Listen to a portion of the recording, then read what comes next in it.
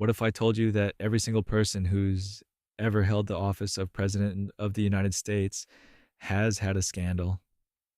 Some were embarrassing, some were criminal, and a few were so devastating they changed the course of American history forever. Tonight, we're going through all of them from George Washington to Joe Biden, ranked from bad to absolutely unforgivable. We'll start with the mild stuff, the furniture bills and awkward speeches that make you wince but don't shake your faith in democracy. Then we'll climb slowly into uncomfortable territory through wars built on lies and rights stripped away until we reach the bottom. So go ahead and get comfortable. Maybe grab some water. And if you fall asleep somewhere in the middle, that's perfectly okay. History has a way of being exhausting. Let's begin. James Monroe, the furniture scandal. James Monroe became president in 1817, and honestly, he seemed like a pretty solid choice at the time. He'd been a soldier who fought in the Revolutionary War, getting wounded at the Battle of Trenton. He'd been a diplomat, a governor of Virginia, and had served as both Secretary of State and Secretary of War. He helped negotiate the Louisiana Purchase, doubling the size of the United States. The guy had credentials, experience, the kind of resume that suggested he knew what he was doing. But then he made a mistake that, while small in the grand scheme of things, would haunt him for the rest of his life and leave him nearly destitute. He redecorated the White House. Now that doesn't sound like a scandal. Presidents do that all the time. Every new administration brings in new furniture, new carpets, puts their own stamp on the place. It's expected. But Monroe didn't just swap out a few curtains and call it a day. He went absolutely full French aristocrat. He ordered expensive furniture from Paris, elegant chairs and tables and gilded mirrors, ornate pieces that wouldn't look out of place in the Palace of Versailles. This was the kind of stuff you'd expect to see surrounding Louis XVI, not in a republic that had just fought a war to get away from monarchies and kings. The bill came to $25,000, which in today's money translates to well over $500,000. Monroe submitted it to Congress for reimbursement, expecting them to understand that the White House needed proper furnishings befitting the nation's stature. They were not thrilled. Critics accused him of acting like a king, of forgetting that America was supposed to be different, simpler, more democratic than the European powers. The furniture became a symbol of excess and monarchical pretension. Monroe became a punchline in newspapers and political cartoons, mocked as someone who'd forgotten American values in favor of European luxury. Congress dragged their feet on paying him back, arguing over every chair and mirror, questioning whether the president really needed such extravagance. By the time Monroe left office in 1825, he was nearly bankrupt. The government had refused to fully reimburse him, not just for the furniture, but for other expenses he'd incurred during his decades of public service. Monroe spent his final years desperately trying to get the money he believed he was owed, writing letters to Congress, making his case again and again. He died in 1831, broke and largely forgotten, partly because of those fancy French chairs he'd thought would bring dignity to the presidency. It's a small scandal, sure, especially compared to what's coming later on this list, but it's a reminder that even the little things can spiral out of control, that public perception matters more than intention, and that sometimes the smallest decisions have the longest consequences. William Henry Harrison. The speech that killed him. William Henry Harrison wanted to prove something when he took office in 1841. He was 68 years old, the oldest president elected up to that point in American history. People whispered that he was too old, too frail. Cerberus, that he'd been a war hero decades ago at the Battle of Tippecanoe, but his best days were behind him now. Critics questioned whether he had the stamina for the presidency, whether age had diminished his capabilities. Harrison heard all of it, and it burned. So, on Inauguration Day, March 4th, 1841, Harrison decided to show everyone just how strong and vital he still was. He delivered the longest inaugural address in American history, 1 hour and 45 minutes of continuous speaking, in freezing rain, without a coat or hat, without any protection from the elements whatsoever. His aides begged him to shorten the speech, to at least wear something warm, to come inside and finish the address in comfort. Harrison refused every suggestion.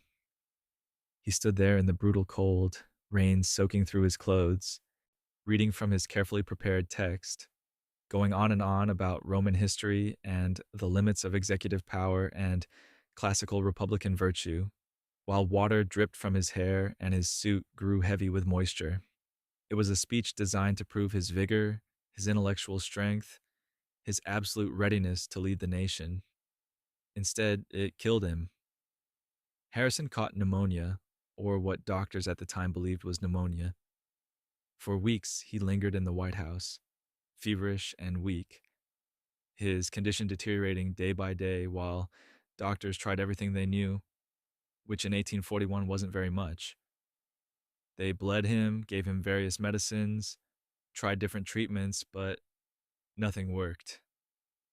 Exactly 31 days after his inauguration, on April 4th, 1841, William Henry Harrison died. He never had a chance to do anything as president. No policies enacted, no legislation signed, no vetoes issued, no real executive decisions made. Just one long, stubborn speech delivered in the rain to prove a point that nobody needed proven. His entire presidency was measured in days. His scandal wasn't corruption or abuse of power or political malfeasance. It was pride. It was the stubborn refusal to listen to people who were genuinely trying to help him, trying to protect him from his own determination to prove critics wrong. And in a strange way, that's almost sadder than deliberate wrongdoing. He didn't hurt anyone but himself, didn't abuse his office or betray the public trust, but he did damage so thoroughly, ended his own life so unnecessarily, that it's impossible to forget the sheer waste of it all. Jimmy Carter, the malaise speech. Jimmy Carter never actually said the word malaise. That's the funny thing about the so-called malaise speech, the address that came to define his troubled presidency. It's named after a word that doesn't appear anywhere in the text. But sometimes a speech becomes famous not for what it actually says, but for how it makes people feel, for the emotions it evokes, and the reactions it triggers. And this one, delivered on July 15th, 1979, made people feel accused, blamed, lectured. Carter had spent months trying to figure out why nothing seemed to be working in his presidency. Inflation was rising relentlessly, gas lines stretched around blocks as the energy crisis deepened. American hostages were being held in Iran with no clear path to their release. And his approval ratings were sinking to catastrophic levels. Everything he tried seemed to make things worse. So Carter went to Camp David and spent 10 days in an unusual retreat, meeting with advisors, religious leaders, business people, ordinary citizens, trying to diagnose what was fundamentally wrong with the country. Then he came back to Washington and gave a speech about what he called a crisis of confidence. He told Americans that they'd lost faith in the future, that they were too focused on material things and self-gratification, that there was a fundamental problem with the national spirit that went beyond any single policy failure. He meant it as a call to unity, a challenge to do better collectively, to rediscover shared values. But what people heard was blame. They heard their president telling them that the country's problems were fundamentally their fault, that they weren't trying hard enough, believing hard enough, being good enough citizens. His approval rating briefly spiked right after the speech, jumping 11 points, which gave Carter and his team hope that maybe the message had landed. But then it collapsed, permanently and catastrophically. The speech became a symbol of his presidency, a moment when he seemed profoundly out of touch, more interested in lecturing Americans about their moral failures than in actually leading them through difficult times. And the word malaise, which a columnist used to describe the speech's tone, stuck to Carter like a shadow he couldn't shake, even though he never said it. It became shorthand for his entire presidency. For a leader who seemed unable to inspire or comfort, who diagnosed problems but couldn't solve them. Gerald Ford, the pardon. Gerald Ford became president in August 1974 under the strangest circumstances imaginable, and he didn't want the job. He'd been perfectly happy serving as House Minority Leader, then as Vice President after Spiro Agnew resigned in disgrace. But Nixon resigned on August 9th, and suddenly Ford was president, the only person in American history to hold the office without being elected either president or vice president. He'd been appointed to replace Agnew, then elevated when Nixon left. His first major decision would define his entire presidency and likely cost him any chance at a full term.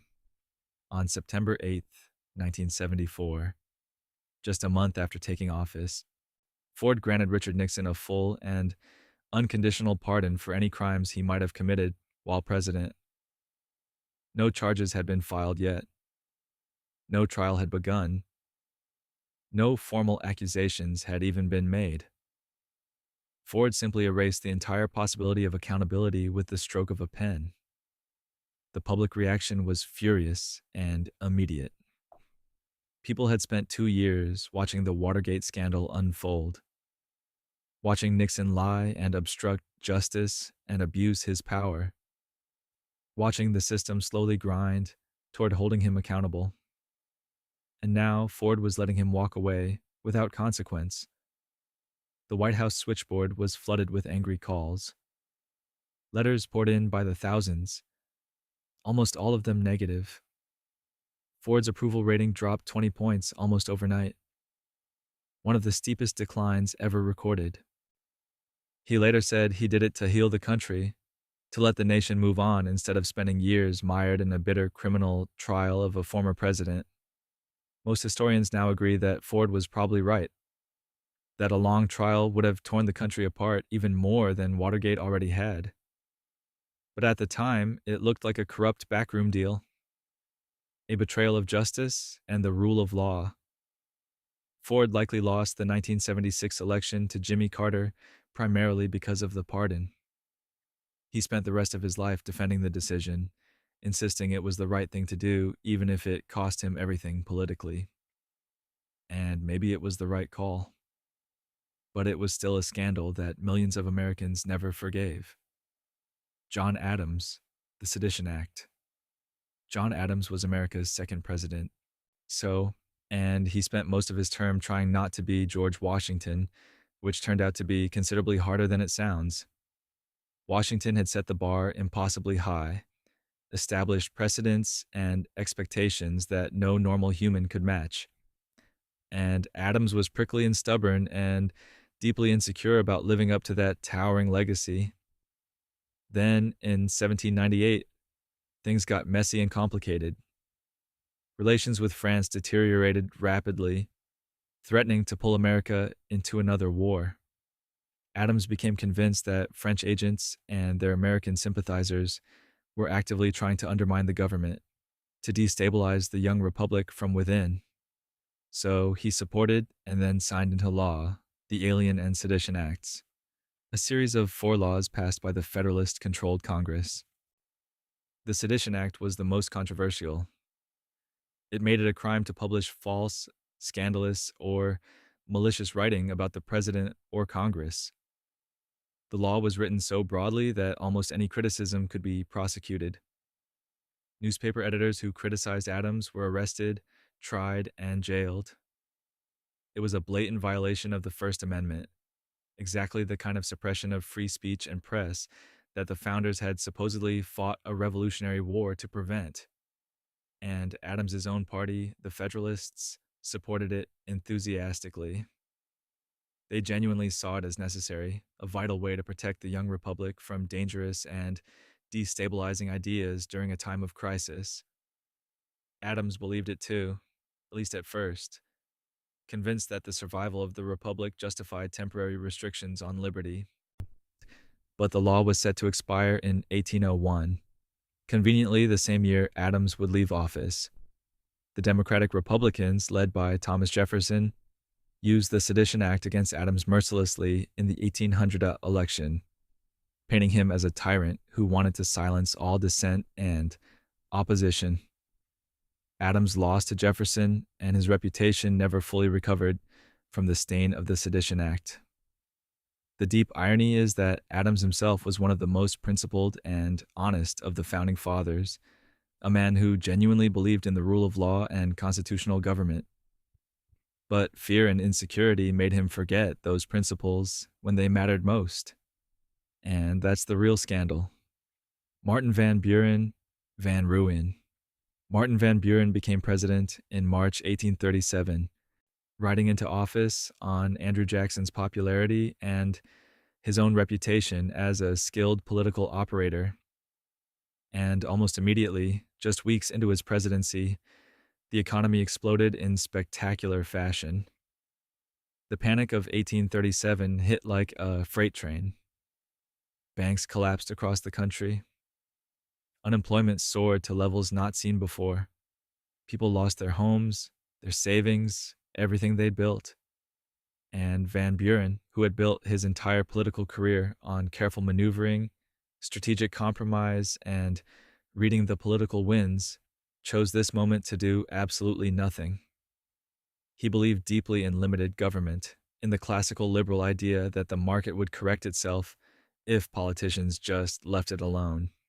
Government intervention, he argued, would only make things worse, prolong the suffering, create dependencies, so he refused to intervene. No bailouts for failing banks, no relief programs for unemployed workers, no government spending to stimulate the economy and create jobs. He argued passionately that it wasn't the government's job to fix economic problems, that doing so would violate principles of limited government and only create bigger problems down the road. Economists at the time were genuinely divided on the question. Some agreed with Van Buren's approach, believing that markets needed to be allowed to correct naturally. Others thought he was heartlessly abandoning people in their moment of greatest need, that government had a moral obligation to act during catastrophic crises. The public didn't care about abstract economic theory or debates about the proper role of government. They cared that they were suffering, that their children were going hungry, and that their president seemed utterly indifferent to their pain. Van Buren's opponents started calling him Martin Van Ruin, and the nickname stuck like glue. He became a living symbol of government in action, of a leader who cared more about abstract principles than about actual people. When he ran for re-election in 1840, he lost badly to William Henry Harrison and the Whig Party. The Depression lingered for years, and Van Buren's refusal to act became a cautionary tale studied by future presidents. It's a small scandal compared to some on this list. No corruption or abuse of power. But it's a particularly painful one because sometimes doing nothing, standing aside while people suffer, turns out to be the worst choice of all. And Benjamin Harrison, the billion-dollar Congress. Benjamin Harrison became president in 1889, and he was, by all contemporary accounts, not a particularly warm or engaging person. His own Republican Party members said that shaking his hand was like grasping a wet fish, cold and unpleasant. He was stiff, formal, distant, the kind of man who made you feel like you were wasting his valuable time even when you weren't, even when you were supposed to be there. But his biggest scandal wasn't his personality or lack of personal warmth. It was what his Congress did with the federal budget. The 51st Congress, which served during Harrison's term from 1889 to 1891, became known as the Billion-Dollar Congress. It was the first session of Congress in American history to spend $1 billion, an astronomical sum at the time that shocked taxpayers across the country. They passed tariffs, federal subsidies, generous pensions for Civil War veterans, all kinds of spending that critics said was reckless, unnecessary, and fiscally irresponsible. Harrison supported most of it, believing that a prosperous and wealthy government should invest in its people and promote economic development. But the public saw it very differently. They saw waste, excess, politicians using taxpayer money to buy votes and reward supporters. Harrison tried to defend the spending, arguing that it was investment rather than waste, but his cold demeanor didn't help his case. He came across as out of touch, more interested in abstract policy than in the concerns of ordinary people who were footing the bill. When he ran for re-election in 1892, Subaru, he lost decisively to Grover Cleveland, the very same man he'd beaten 4 years earlier. The billion-dollar Congress became a symbol of government overreach and fiscal irresponsibility, and Harrison's name was permanently attached to it. It's not a scandal in the traditional sense of the word, no crime or cover-up or personal corruption, but it's a powerful reminder that perception matters enormously in politics, that voters care how their money is spent.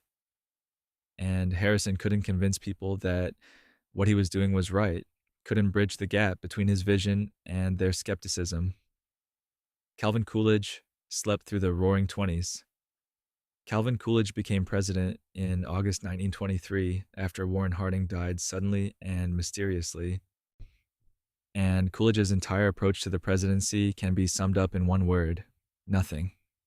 He believed deeply that the best government was the one that governed least, that interfered minimally, that the economy would thrive if politicians just stayed completely out of the way. And for a while, it genuinely seemed to work. The 1920s were booming economically, at least for some Americans. Stock prices soared to unprecedented heights. Businesses expanded rapidly. Consumer spending increased. People felt rich, or at least richer than they'd ever felt before. But underneath the surface prosperity, the economy was a house of cards built on reckless speculation and borrowed money that nobody could actually repay. And Coolidge did absolutely nothing to regulate it or even acknowledge the warning signs. So he reportedly slept 11 hours a day, an almost unbelievable amount for a sitting president. He took 4-hour afternoon naps, declining meetings, and ignoring urgent matters. When Dorothy Parker, the famous writer and wit, was told that Coolidge had died in 1933, she reportedly asked, "How can they tell?" It's a devastatingly funny line, but it's also a damning indictment of his presidency. Coolidge's deliberate inaction, his philosophical refusal to see the warning signs or take any meaningful steps to prevent looming disaster, set the stage perfectly for the 1929 crash. Within months of leaving office in March 1929, the stock market collapsed catastrophically and the Great Depression began, the worst economic catastrophe in American history. Coolidge himself seemed genuinely bewildered by the collapse, unable to understand how the prosperity he'd carefully overseen had turned to absolute ruin so quickly. His scandal wasn't corruption or deliberate abuse. It was negligence on a massive scale. It was the conscious choice to do nothing when action was desperately needed, when regulation might have prevented catastrophe, and millions of people paid an enormous price for his philosophy of government inaction. Rutherford B. Hayes. Rutherford. Rutherford B. Hayes didn't win the 1876 presidential election, at least not clearly or convincingly. He lost the popular vote to Democrat Samuel Tilden by more than 250,000 votes, and the Electoral College results were so disputed and contested that nobody could definitively say who had actually won. 4 states, Florida, Louisiana, South Carolina, and Oregon, sent competing slates of electors to Congress, some supporting Hayes and others supporting Tilden. The whole situation was an unprecedented mess, so Congress created a special electoral commission to decide the outcome, and in a backroom political deal that became known as the Compromise of 1877, Hayes was declared the winner by a single electoral vote. In exchange for allowing Hayes to become president, he agreed to end Reconstruction in the South. Federal troops that had been protecting the rights of formerly enslaved people were withdrawn. The fragile legal and political protections that had been put in place after the Civil War were systematically abandoned. Within just a few years, Jim Crow laws took hold across the South, disenfranchising black voters through poll taxes and literacy tests, enforcing brutal segregation, and creating a system of oppression that would last for the next century. Hayes knew exactly what he was doing. He understood the cost of his presidency, the bargain he was making. But he accepted it anyway, believing that reuniting the country and ending the bitter sectional conflict was more important than protecting civil rights for Black Americans. His opponents immediately called him Rutherford, and the mocking nickname followed him for the rest of his life and presidency. He served one term and declined to run for re-election, knowing he could never escape the shadow of how he'd won. The compromise haunted Hayes.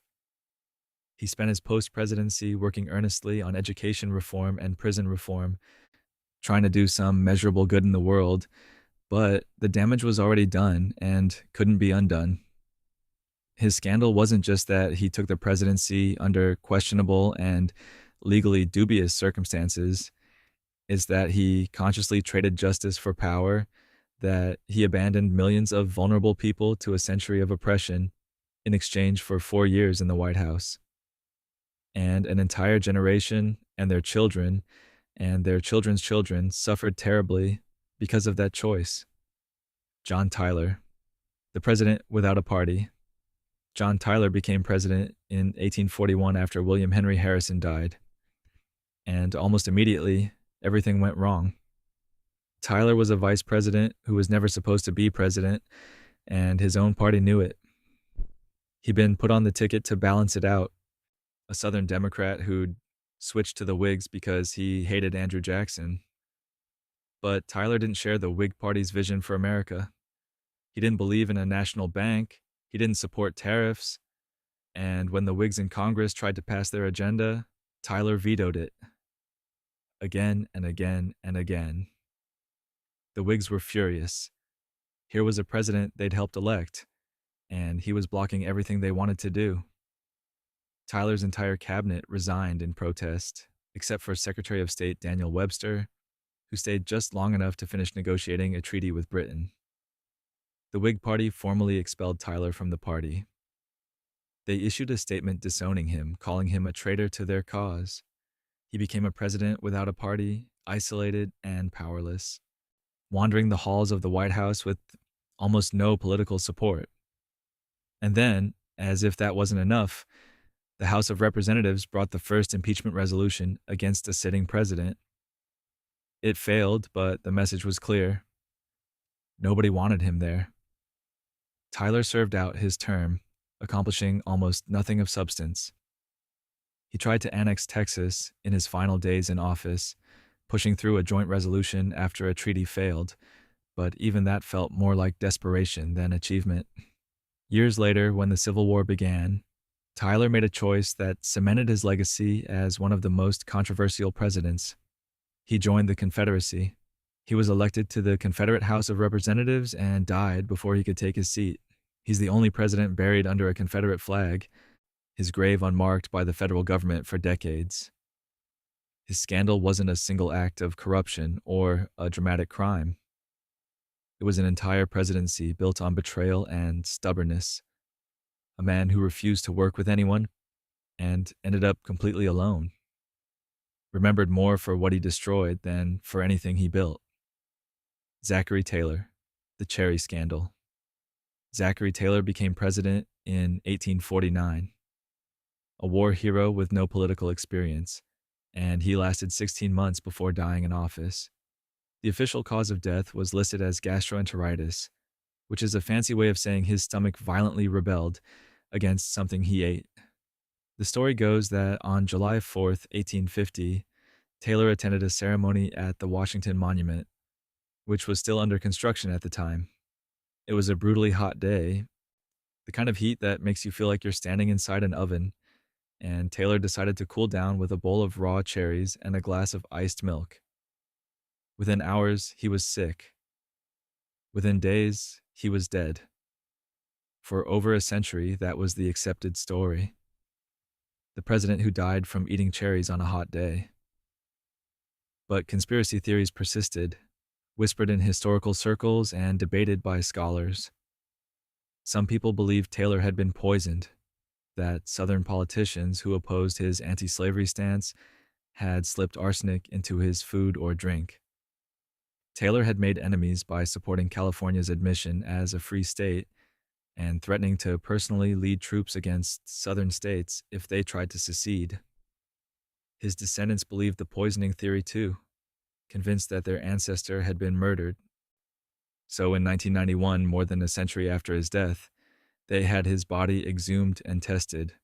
Forensic scientists analyzed samples of his hair, nails, and tissue, looking for traces of arsenic or other poisons. They found nothing. Taylor had not been poisoned.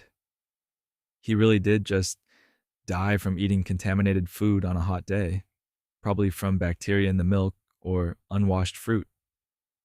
It's almost disappointing in a way. An assassination plot would have been dramatic, historically significant, the stuff of thriller novels. Instead, it was just bad luck and questionable hygiene in an era before food safety regulations. Taylor's scandal isn't that he did anything wrong. It's that his death was so sudden and so strange that people couldn't accept it was just an accident.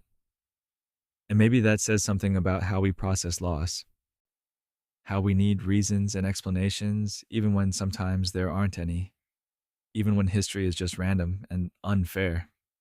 Millard Fillmore, the Fugitive Slave Act. Millard Fillmore became president when Zachary Taylor died suddenly in 1850, and he inherited a country tearing itself apart over slavery. The issue had been festering for decades, and by 1850, it felt like the whole nation was holding its breath, waiting for something to break. The Compromise of 1850 was supposed to fix things, a grand bargain crafted by aging statesmen who desperately wanted to believe one more deal could hold the Union together. California would be admitted as a free state, but in exchange, the South got something they'd been demanding for years: a stronger Fugitive Slave Act. The law required that people who had escaped slavery be returned to their enslavers, even if they had made it to free states in the North. It required Northern citizens, people who'd never owned slaves, and morally opposed the institution, to actively help capture escapees. If you saw someone you suspected was a formerly enslaved person, you were legally obligated to report them. If you helped them escape or even just refused to cooperate, you could be fined or jailed. Fillmore signed it into law in September 1850, believing it was necessary to keep the Union together. He thought he was being pragmatic, choosing the lesser evil, preventing immediate secession. But the Fugitive Slave Act became the most hated law in the North. It forced people who opposed slavery to become complicit in it, to choose between their conscience and the law. Abolitionists openly defied it. Some formed vigilance committees to protect escapees and resist federal marshals. Violence broke out in cities like Boston and Syracuse when marshals tried to capture people who'd been living free for years. Fillmore tried to enforce the law aggressively, sending federal troops to assist in recaptures, believing that strict enforcement would prove his commitment to the Compromise. It didn't save the Union. It pushed the country closer to war. When Fillmore tried to run for president, again in 1856, as the Know-Nothing Party candidate, he lost badly. The Fugitive Slave Act destroyed his reputation and made the idea of compromise seem impossible. His scandal was believing that you could negotiate with injustice. Two, that the right deal could paper over fundamental moral differences. He was wrong, and history remembers him for it. Franklin Pierce, the drunkest president. Franklin Pierce became president in 1853, and he was already broken before he took office. 2 months before his inauguration, Pierce and his family were traveling by train from Boston to Concord when the car suddenly derailed and tumbled down an embankment. Pierce and his wife Jane survived with minor injuries. Their 11-year-old son, Benny, their only surviving child, did not. Pierce watched it happen. He saw his child die in front of him, crushed in the wreckage, and there was absolutely nothing he could do. Pierce never recovered from that moment. His wife Jane blamed him for the accident, believed that God was punishing them for Pierce's political ambition, for his desire to be president. She spent most of his presidency in mourning, dressed entirely in black, isolated in the upper floors of the White House, writing letters to their dead son. And Pierce drank. He'd had a drinking problem before Benny's death, a weakness he'd tried to control, but after the accident, it spiraled completely out of control. He drank throughout his presidency, openly and often, whiskey mostly, trying to numb a pain that wouldn't go away. His friends and political allies tried to cover for him, made excuses, scheduled meetings around his better hours, but everyone in Washington knew. His decision-making became erratic and unfocused. He supported the Kansas-Nebraska Act, which essentially repealed the Missouri Compromise and let territories decide for themselves whether to allow slavery, leading to horrific violence in Kansas that became known as Bleeding Kansas. He tried to acquire Cuba from Spain through the Austin Manifesto, potentially adding another slave state to tip the balance of power. Everything he touched seemed to make the country's divisions worse. By the end of his term, even his own Democratic Party didn't want him. He didn't receive the nomination for re-election. The first elected president denied his party's renomination. Pierce left office in 1857 and spent the rest of his life drinking and defending his presidency to anyone who would listen. He died in 1869, largely forgotten and unmourned. His scandal wasn't just the drinking itself, though that was part of it. It was the profound tragedy that shattered him completely, and the way he let that grief consume not just himself, but the country he was supposed to lead. James Buchanan did nothing while the Union collapsed. James Buchanan became president in 1857, and he watched the United States fall apart. 7 southern states seceded during his final months in office, and Buchanan's response was to essentially shrug and say there was nothing he could do about it. He believed secession was illegal, unconstitutional, a violation of everything the founders had built. But he also believed that the Constitution gave him no power to stop states from leaving, no authority to use force to keep them in the Union. So he did nothing. South Carolina seceded in December 1860, followed quickly by Mississippi, Florida, Alabama, Georgia, Louisiana, and Texas. They seized federal forts, arsenals, and customs houses. Buchanan watched it happen and insisted his hands were tied. He passed the crisis directly to Abraham Lincoln, who took office in March 1861 and immediately had to deal with a country at war with itself. Buchanan is consistently ranked as the worst president in American history, and it's not because he was corrupt or cruel. It's because he was weak when strength was needed, passive when action was required. He'd spent his entire political career trying to avoid conflict, finding middle ground, keeping everyone happy. But some crises can't be solved with compromise. Some moments demand that you take a side and fight for it. Buchanan couldn't do that. He was a lifelong bachelor, the only president who never married. And he seemed more concerned with his personal comfort and reputation than with the survival of the nation. Historians have debated endlessly whether anything Buchanan could have done would have prevented the Civil War, whether a stronger president in 1860 might have changed history. We'll never know. What we do know is that Buchanan had a chance to act and chose not to, and that choice cost over 600,000 American lives in the war that followed. His scandal was in action at the most critical moment in American history, and that's hard to forgive. Chester Arthur, the spoils system. King Chester Arthur became president in 1881 under the worst possible circumstances. He'd been vice president for less than 6 months when President James Garfield was shot at a train station by a deranged office seeker who'd been denied a government job. Garfield lingered for weeks before dying, and suddenly Arthur was president. The thing is, Arthur was exactly the kind of politician the assassin represented.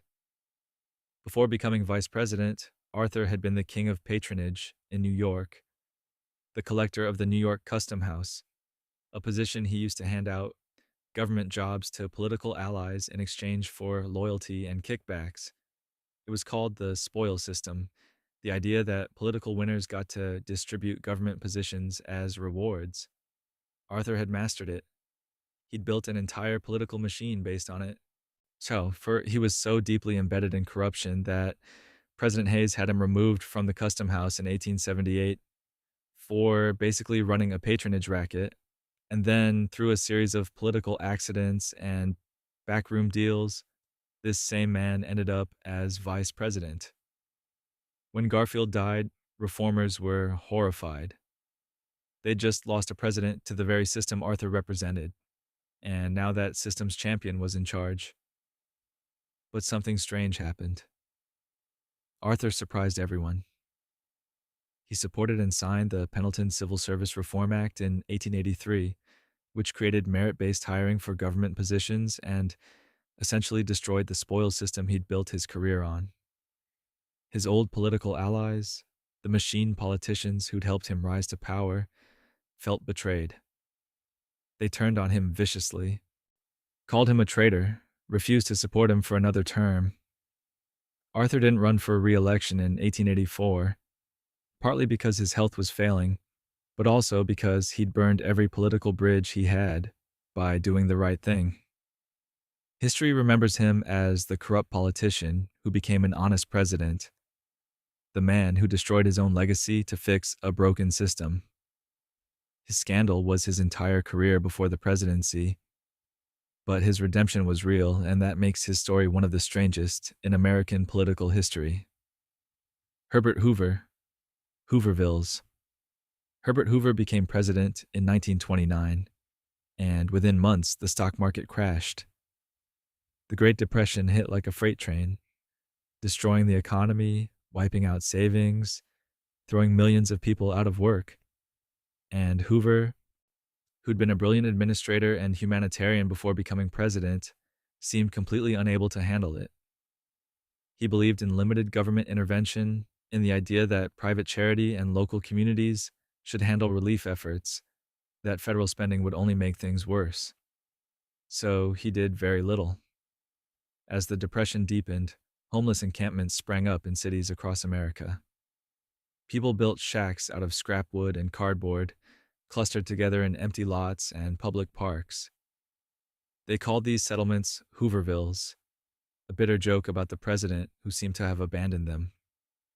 Newspapers used as blankets were Hoover blankets. Empty pockets turned inside out were Hoover flags. Old cars pulled by horses because their owners couldn't afford gas were Hoover wagons. Hoover's name became synonymous with failure and suffering. He tried to respond, eventually supporting some public works projects and creating the Reconstruction Finance Corporation to loan money to banks and businesses. But it was too little, too late. People were starving, and Hoover seemed more concerned with balancing the budget than feeding them. When the Bonus Army, a group of World War I veterans, marched on Washington in 1932 to demand early payment of their service bonuses, Hoover ordered the military to clear them out. Troops led by Douglas MacArthur used tear gas and burned down the veterans' camps. The images were devastating. Hoover lost the 1932 election in a landslide to Franklin Roosevelt. He spent the rest of his life trying to rehabilitate his reputation, arguing that his policies had been sound and that Roosevelt's New Deal had prolonged the Depression. Most historians disagree. Hoover's scandal was that he governed during a catastrophe, and seemed unable to show empathy or adapt his ideology to meet the moment. He became a symbol of government failure, and that reputation followed him to his grave. George H.W. Bush, read my lips, no new taxes. George H.W. Bush became president in 1989 after serving 8 years as Ronald Reagan's vice president, and he made a promise that would destroy his political career. At the Republican National Convention in 1988, Bush stood at the podium and declared, read my lips, no new taxes. It was clear, direct, impossible to misinterpret. He was pledging that under his presidency, taxes would not go up, period. The line became the centerpiece of his campaign, repeated in ads and speeches, the promise that separated him from his Democratic opponent. Bush won the election easily. Then he broke the promise. In 1990, facing a growing budget deficit and pressure from congressional Democrats, Bush agreed to a budget deal that included tax increases. He tried to frame it as a necessary compromise, a responsible decision to address the deficit, but his conservative base saw it as a betrayal. They'd believed him, they'd voted for him specifically because of that promise, and now he was going back on it. The backlash was immediate and brutal. Conservative commentators attacked him. Republican primary challenger Pat Buchanan used it against him. Bill Clinton used it in the general election. The phrase read, my lips became a punchline, a symbol of political dishonesty. Bush tried to defend himself, argued that circumstances had changed and that governing required flexibility, but it didn't matter. The damage was done. He lost the 1992 election to Clinton, and political analysts consistently point to the broken tax pledge as one of the main reasons. Bush spent his post-presidency quietly, doing humanitarian work and carefully rebuilding his reputation. His scandal wasn't corruption or abuse of power. It was making the most famous broken promise in modern presidential history, the kind of betrayal that voters never forget. And the sad irony is that raising taxes was probably the right thing to do economically, but politically it was suicide. Bush chose policy over politics, and it cost him everything. Our William Howard Taft got stuck in the bathtub. Maybe William Howard Taft became president in 1909, handpicked by his predecessor and mentor Theodore Roosevelt to continue the progressive agenda. Taft weighed over 300 pounds, and there's a famous story that he got stuck in the White House bathtub. The story says workers had to install a larger tub, one big enough to fit 4 normal-sized men. It's a funny image, the kind of thing that makes Taft seem bumbling and ridiculous. The problem is, it might not be true. Historians have found no contemporary evidence of Taft actually getting stuck, though he did have a larger bathtub installed. But whether the bathtub story is real or apocryphal doesn't really matter because Taft's actual scandal was much more serious. He betrayed Theodore Roosevelt. Roosevelt had supported Taft for president, believed Taft would continue his progressive policies, his trust busting, his conservation efforts, his regulation of big business. Instead, Taft governed as a conservative. He fired Roosevelt's allies, sided with the Republican Party bosses, and seemed more interested in maintaining order than pushing reform. Roosevelt was furious. He felt personally betrayed by a man he'd considered a friend. So, in 1912, Roosevelt did something unprecedented. He challenged Taft for the Republican nomination. When that failed, he ran as a third-party candidate under the Progressive Party, also known as the Bull Moose Party. Roosevelt and Taft split the Republican vote, and Democrat Woodrow Wilson won easily. Taft finished third in the popular vote, the worst showing for an incumbent president seeking re-election. The friendship between Roosevelt and Taft was destroyed. They didn't speak for years. Taft was reportedly devastated by the whole experience. After leaving office, he became a law professor and eventually Chief Justice of the Supreme Court, a position he loved far more than the presidency. His scandal was betraying the man who'd made him president and abandoning the progressive cause millions of Americans believed he championed. And that broken friendship, that political divorce, changed the course of American history. John Quincy Adams, the corrupt bargain. John Quincy Adams became president in 1825, and nobody believed he'd won fairly. The election of 1824 was a mess. 4 candidates ran, all claiming to be Democratic Republicans, and none of them won a majority of electoral votes. Andrew Jackson had the most popular votes and the most electoral votes, but not enough to win outright. So the decision went to the House of Representatives, as the Constitution required. And this is where things got suspicious. Henry Clay, who'd finished 4th and was eliminated from consideration, was the Speaker of the House. He had enormous influence over how representatives would vote. Clay met with Adams privately. Nobody knows exactly what they discussed, but shortly afterward, Clay threw his support to Adams. The House voted, and Adams became president. A few days later, Adams appointed Henry Clay as Secretary of State, which at the time was considered the stepping stone to the presidency. Jackson and his supporters exploded. They called it the corrupt bargain. Nausch accused Adams and Clay of making a backroom deal, of stealing the presidency from the people's choice. For 4 straight years, Jackson's supporters hammered Adams with the accusation. They treated his entire presidency as illegitimate, blocked his initiatives in Congress, made it impossible for him to govern effectively. Adams insisted there'd been no deal, that he'd chosen Clay because he was qualified, that everything had been done properly. Maybe that's true. Maybe it was just political necessity, 2 men who shared similar views working together. But it looked terrible, and in politics, perception matters more than reality. Adams lost to Jackson in a landslide in 1828, one of the nastiest campaigns in American history.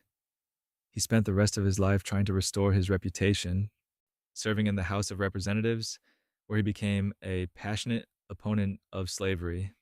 But the stain of the corrupt bargain never fully washed away. His scandal was winning the presidency under circumstances that looked dishonest, even if they technically weren't, and learning that legitimacy matters just as much as legality. Grover Cleveland, where's my pa? Grover Cleveland ran for president in 1884, and his opponents thought they'd found the perfect scandal to destroy him. During the campaign, it emerged that Cleveland had fathered a child out of wedlock years earlier. The mother, Maria Halpin, had given birth to a son, and Cleveland had provided financial support but never married her. Later, Halpin was committed to an asylum, though the circumstances remain murky and contested by historians. Cleveland's opponents seized on the story, printing cartoons and chanting slogans at rallies. The most famous chant went, where's my pa? It was designed to humiliate Cleveland, to paint him as morally unfit for office. Most politicians would have denied it, deflected, attacked the accusers. Cleveland did something unusual. He admitted it. He told his campaign staff to tell the truth, to acknowledge what had happened, and let the voters decide. It was a remarkable gamble. This was the Victorian era, when personal morality was supposed to matter deeply, when a scandal like this could end a career instantly. But Cleveland's honesty seemed to resonate. Voters appreciated that he didn't lie, that he took responsibility for his past. His supporters turned the chant around. Where's my pa? Gone to the White House, ha ha ha ha. Cleveland won the election, becoming the first Democratic president since before the Civil War. His scandal didn't destroy him because he refused to let it. He faced it directly, accepted the consequences, and moved on. Of course, Cleveland's presidency had other complications. He served 2 non-consecutive terms, the only president to do so, and his second term was marked by economic depression and labor strikes. But that first campaign, that moment when he could have lied and chose honesty instead, remains one of the most interesting scandals in presidential history. It's a reminder that sometimes the cover up is worse than the crime, and that voters can forgive a lot if you just tell them the truth. Dwight Eisenhower, the U 2 incident. Dwight Eisenhower became president in 1953 as a war hero, the man who'd led the Allied forces to victory in World War II. His presidency was marked by Cold War tensions, the constant fear that any miscalculation could lead to nuclear war. So, when the Soviets accused the United States of flying spy planes over their territory, Eisenhower did what seemed necessary at the time. He lied. In May 1960, the Soviet Union announced they'd shot down an American plane over their airspace. Eisenhower's administration immediately denied it, claiming it was a weather research aircraft that had strayed off course. The story seemed plausible enough. These things happened.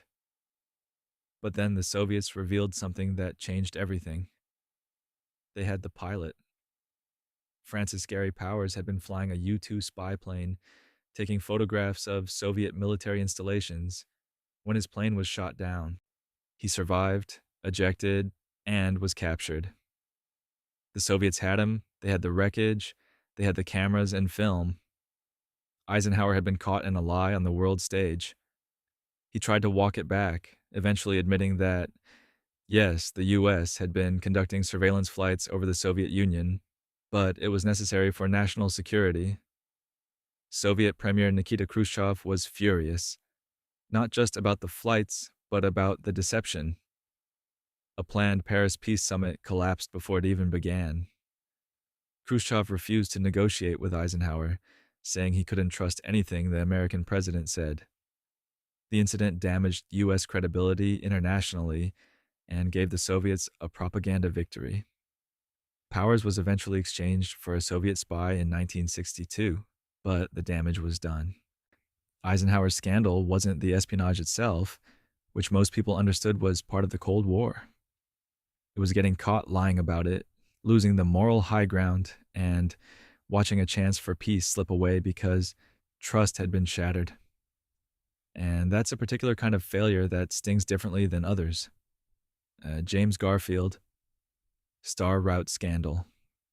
James Garfield became president in March 1881, and he inherited a postal service riddled with corruption.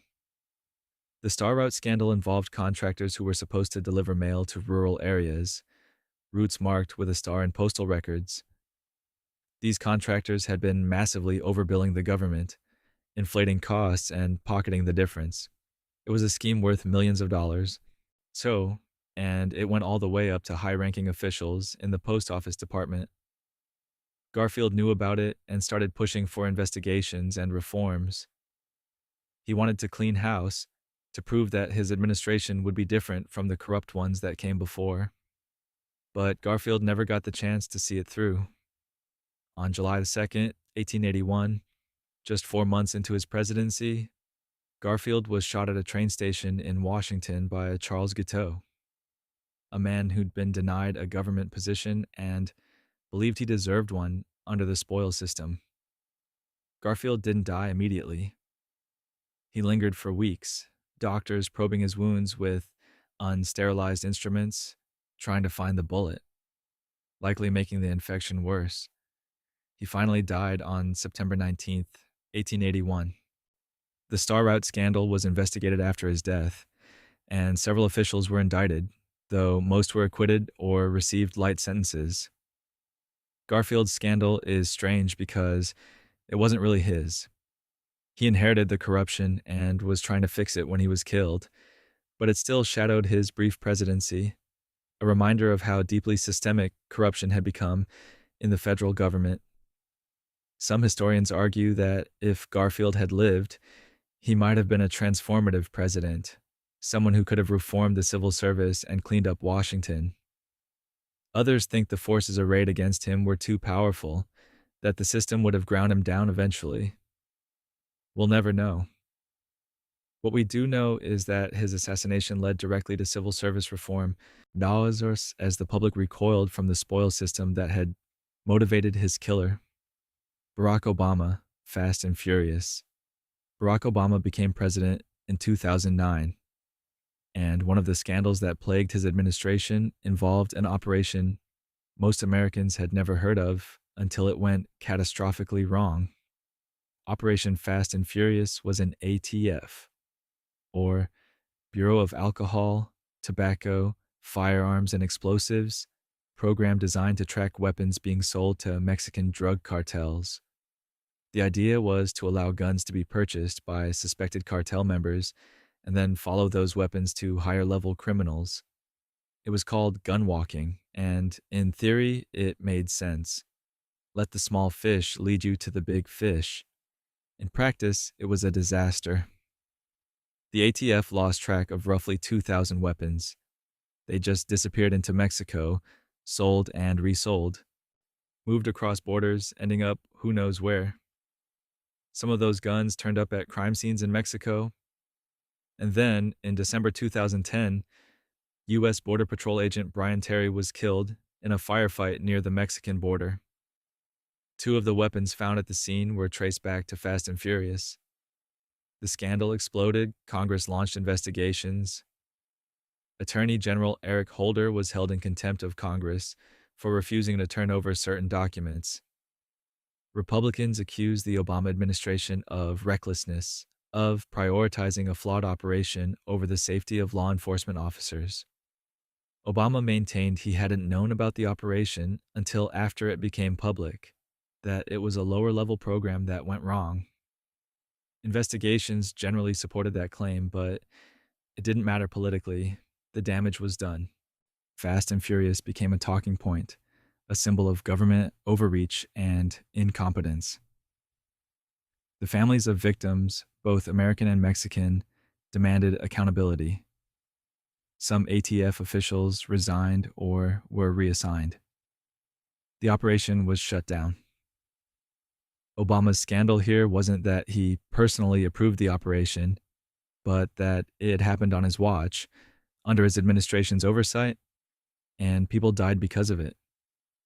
And that kind of failure, even if it's bureaucratic rather than personal, still matters.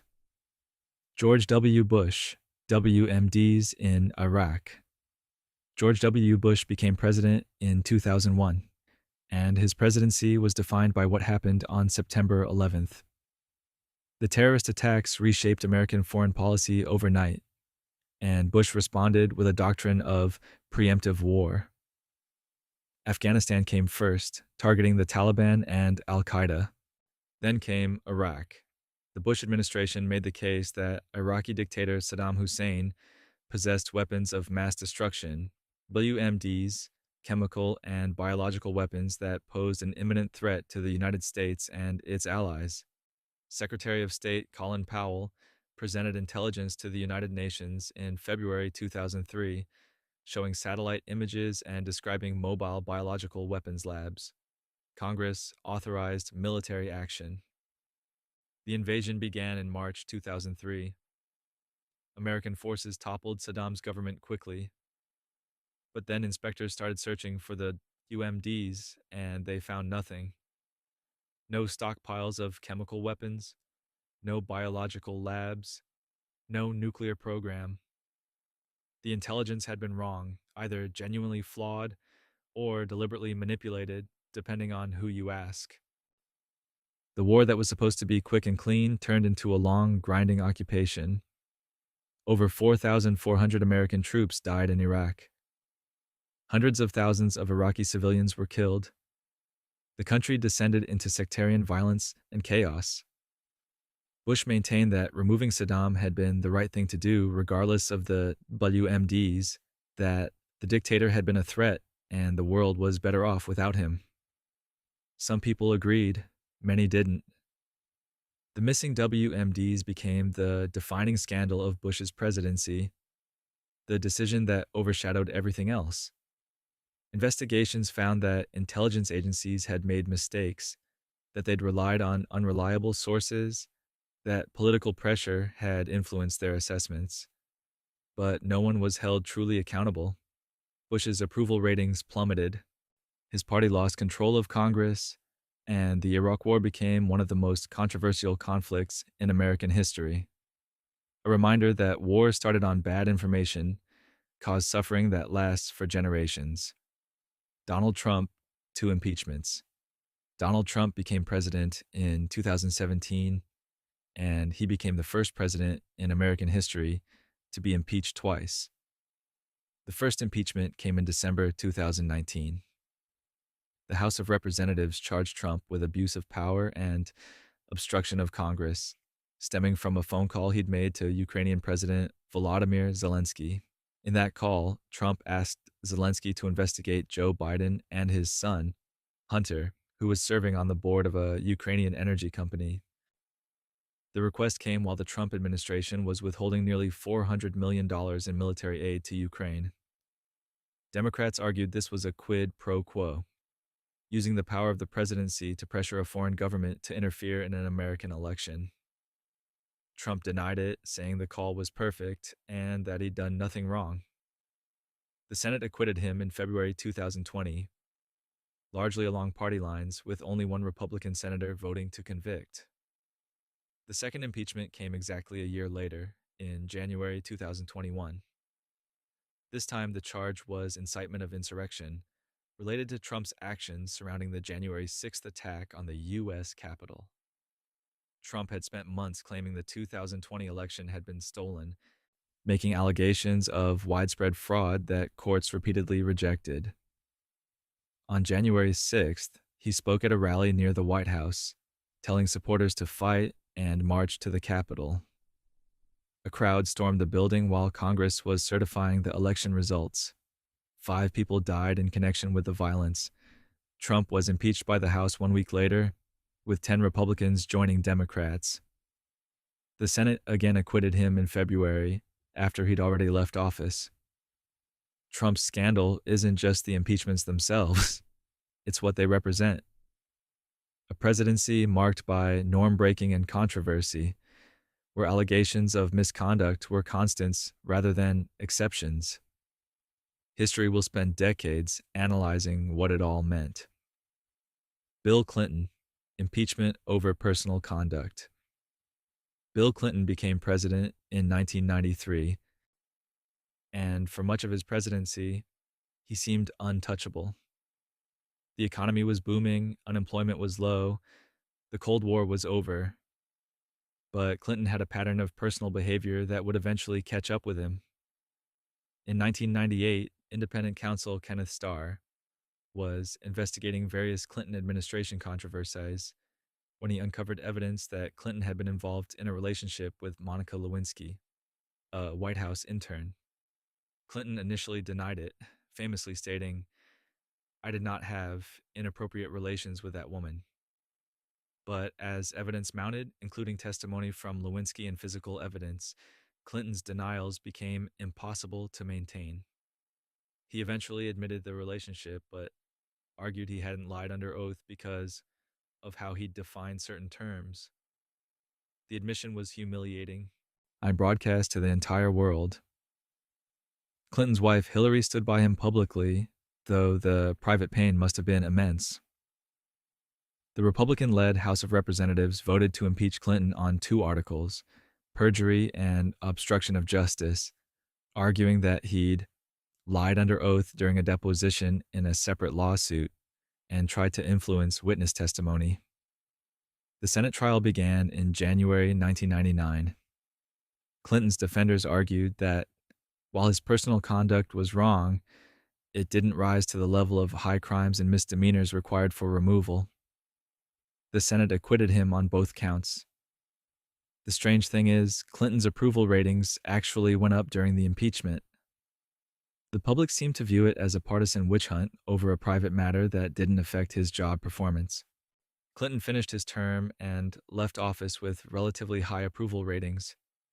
His scandal was deeply personal, a betrayal of his family and a violation of the trust placed in him, but Americans seemed willing to separate his private failures from his public duties. Whether that was the right call remains debated even now. Ronald Reagan, Iran-Contra. Ronald Reagan became president in 1981, and his administration became entangled in one of the most complex scandals in American history. It started with 2 separate foreign policy problems. First, American hostages were being held by terrorist groups in Lebanon, backed by Iran. Second, Congress had banned the U.S. from funding Contra rebels fighting the socialist Sandinista government in Nicaragua. Two, the Reagan administration decided to solve both problems with one secret operation. They sold weapons to Iran, despite an arms embargo, using Israel as an intermediary. The profits from those sales were then funneled to the Contras in Nicaragua, bypassing the congressional ban. It was illegal on multiple levels. When the operation became public in November 1986, Reagan initially denied it. Then, as evidence mounted, he admitted arms had been sold to Iran, but denied knowing about the diversion of funds to the Contras. Multiple officials were convicted, including National Security Advisor John Poindexter and Lieutenant Colonel Oliver North, though many convictions were later overturned or pardoned. Congressional hearings became must-watch television, with North testifying in his Marine uniform, defending his actions as patriotic. Reagan gave several speeches trying to explain what happened, but his explanations kept changing. At one point, he said he didn't remember authorizing the operation. The phrase "I don't recall" became a running joke.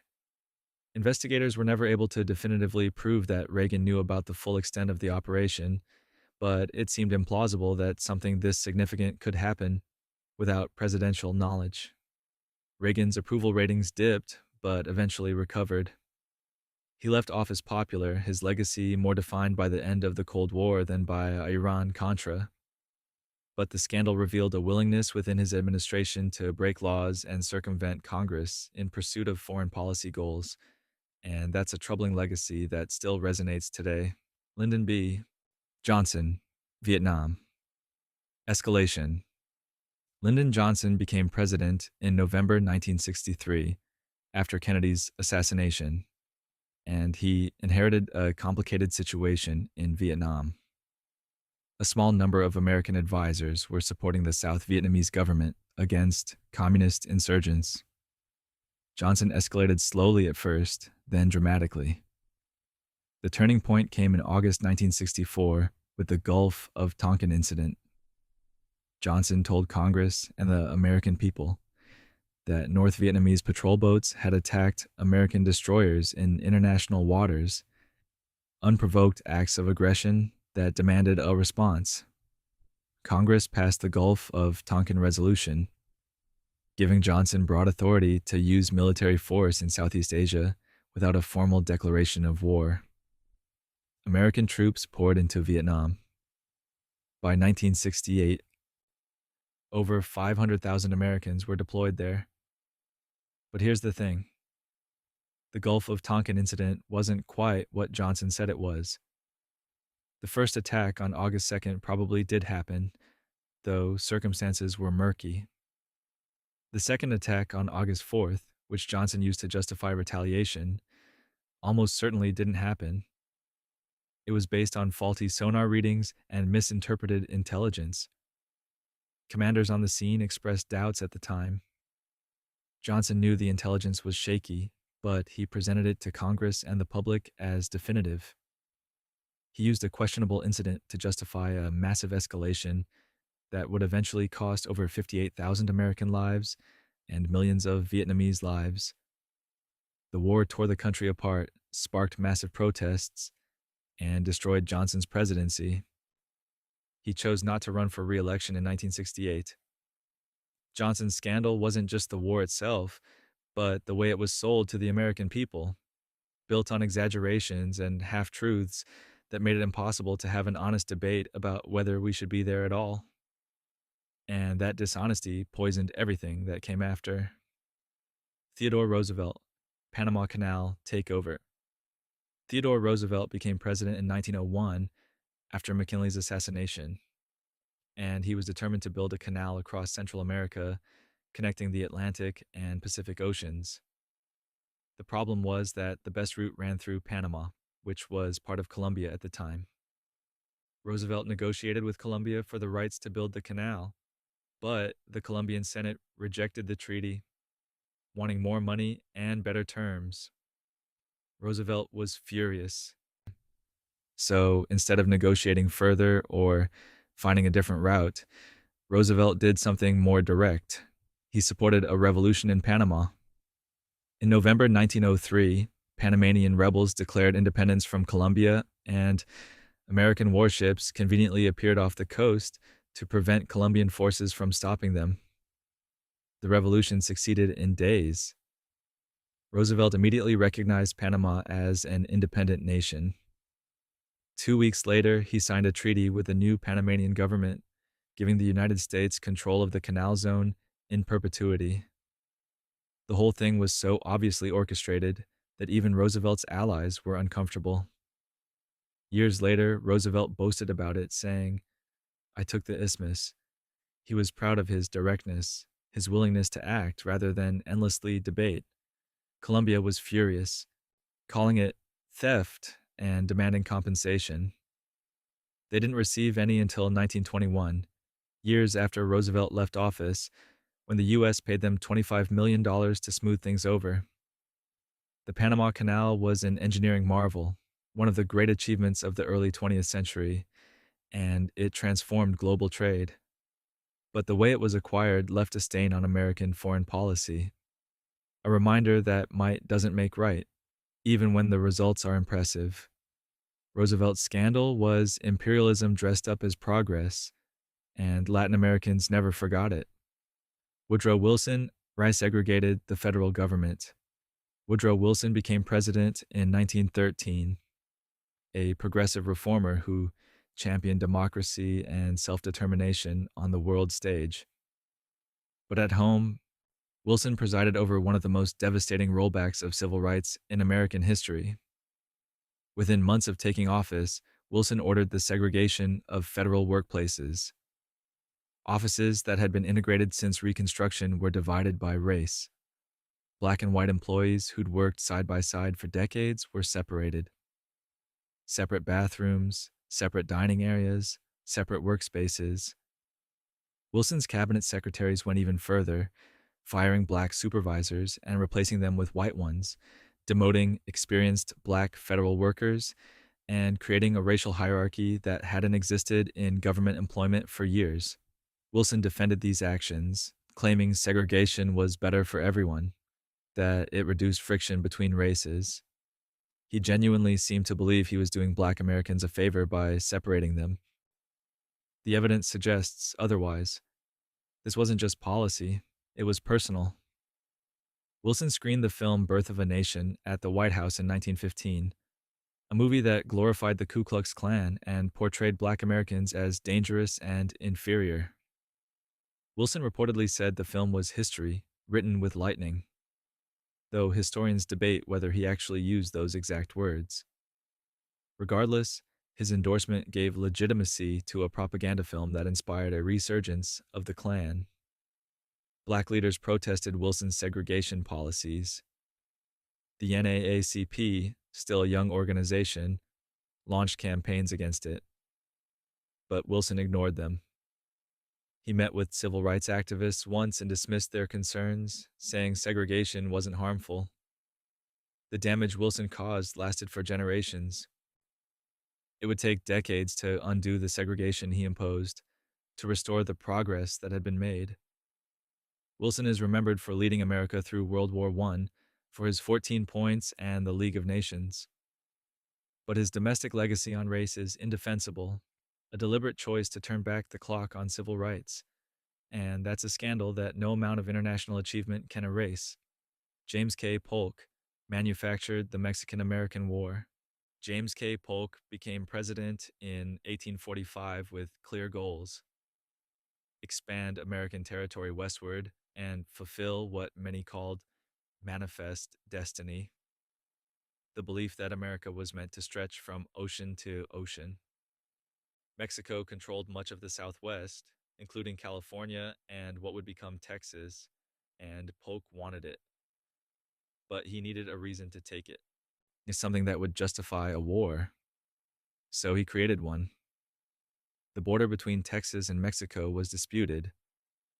Texas claimed the Rio Grande as its southern border, while Mexico insisted the border was further north at the Nueces River. Polk sent General Zachary Taylor and American troops into the disputed territory, knowing it would provoke Mexico. When Mexican forces fired on American soldiers, Polk had his justification. He went before Congress and declared that Mexico had shed American blood upon American soil, even though the soil in question was disputed and American troops had been deliberately placed there. Congress declared war. The conflict lasted 2 years. American forces invaded Mexico, occupied its capital, and forced the Mexican government to sign the Treaty of Guadalupe Hidalgo, giving the United States nearly half of Mexico's territory, including California, Nevada, Utah, and parts of several other states. It was an enormous territorial gain, but it came at a cost. Over 13,000 American soldiers died, most from disease. Mexican casualties were far higher, and the war was built on a lie. Even at the time, many Americans recognized it. A young congressman named Abraham Lincoln challenged Polk's version of events, demanding to know the exact spot where American blood had been shed. Others called it a war of aggression, naked imperialism disguised as self-defense. Polk served one term and didn't run for re-election. He died just 3 months after leaving office, worn out at age 53. His scandal was manufacturing a war to seize territory, wrapping conquest in the language of defense, and setting a precedent for future presidents who wanted to go to war without admitting their real motives. Ulysses S. Grant, the most corrupt administration. Ulysses S. Grant became president in 1869 as a war hero, the general who'd won the Civil War and saved the Union. But Grant the soldier was far more successful than Grant the president.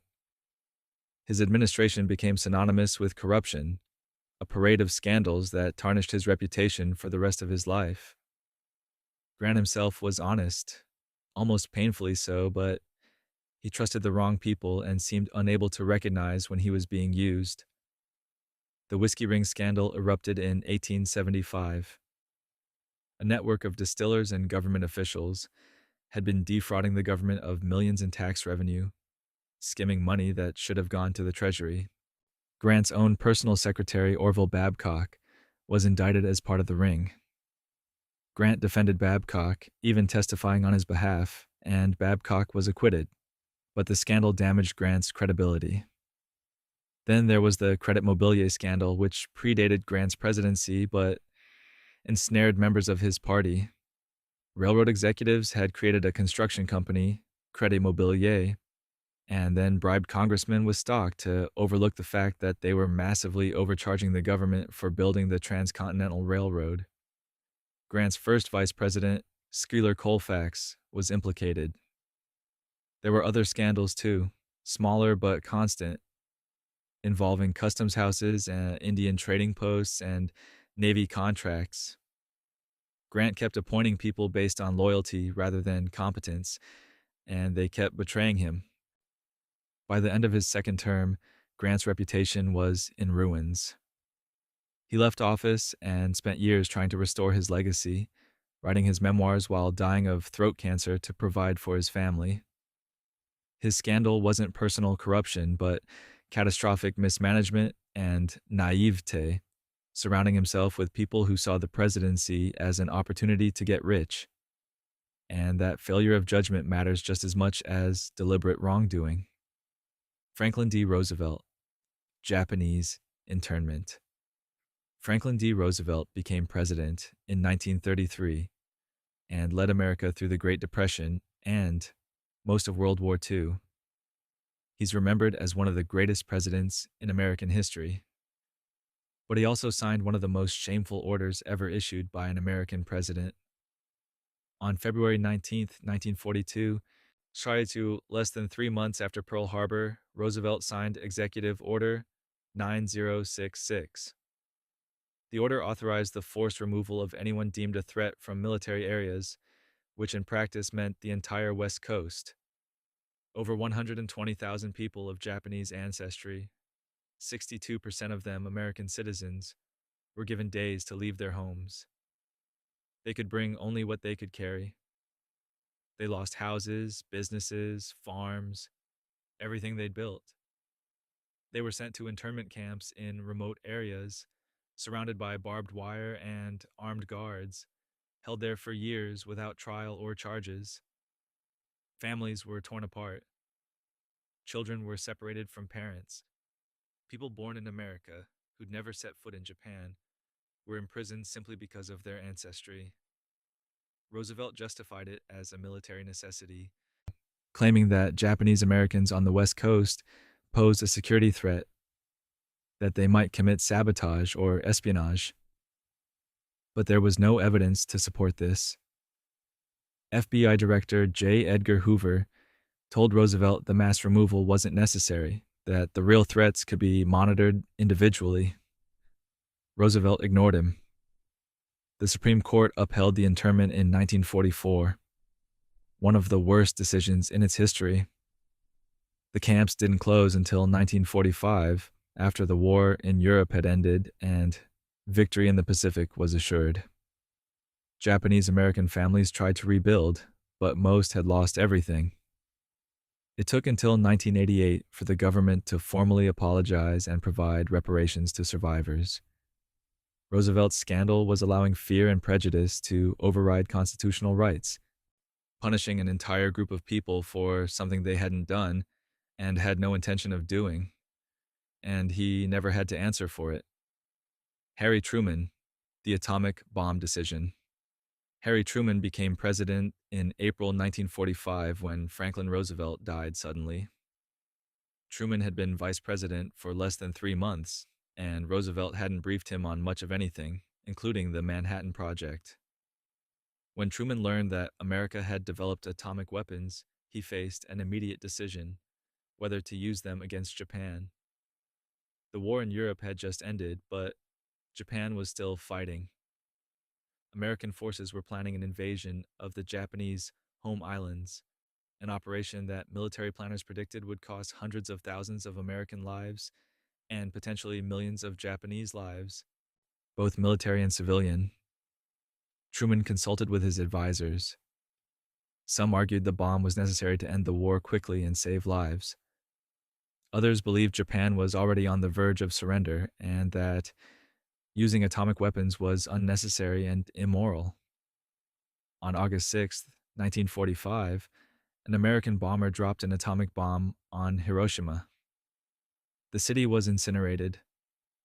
Over 70,000 people died instantly, most of them civilians. Tens of thousands more died in the following weeks from radiation and injuries. Japan didn't surrender immediately. 3 days later, on August 9th, a second bomb was dropped on Nagasaki, killing another 40,000 people instantly. Japan surrendered on August 15th. Truman defended the decision for the rest of his life, insisting it had saved lives by ending the war without an invasion. Many historians agree with him. Others argue Japan was already seeking surrender terms and would have capitulated without the bombings. The debate continues to this day. Whether the bombs were necessary to end the war remains one of the most contested questions in modern history. What's undeniable is that Truman authorized the only use of nuclear weapons against human populations in history, killing over 200,000 people, mostly civilians.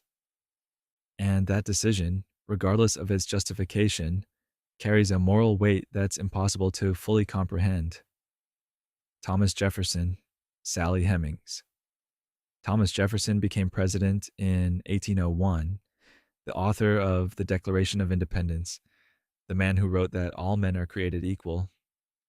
But Jefferson enslaved over 600 people during his lifetime, and he had a decades-long relationship with Sally Hemings, a woman he enslaved who was also his late wife's half-sister.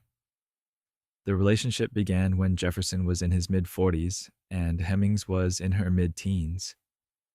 Hemings was technically enslaved, which means any relationship between them couldn't have been consensual in any meaningful sense, given the inherent power imbalance. She had 6 children, and historical evidence suggests Jefferson fathered at least some, possibly all of them. For 2 centuries, Jefferson's defenders denied the relationship, dismissed it as rumor spread by political enemies, but DNA testing in 1998 confirmed that Jefferson fathered at least one of Heming's children, and historians now largely accept that the relationship was real and lasted decades. Jefferson never publicly acknowledged the relationship or freed Sally Hemings during his lifetime, though he did free several of her children in his will. Hemings herself was allowed to leave Monticello informally after Jefferson's death, but was never legally freed. Jefferson's relationship with slavery was deeply contradictory. He wrote about the immorality of the institution, called it a moral depravity, and yet he continued to enslave people and expand his holdings. He wrote about human equality while denying it to hundreds of people he owned. His scandal isn't just the relationship with Hemings, it's the vast gap between his words and his actions, the way he embodied the fundamental contradiction at the heart of early American democracy. You can't separate Jefferson's achievements from his failures. He was brilliant and visionary and also deeply, tragically flawed. And that complexity doesn't excuse anything.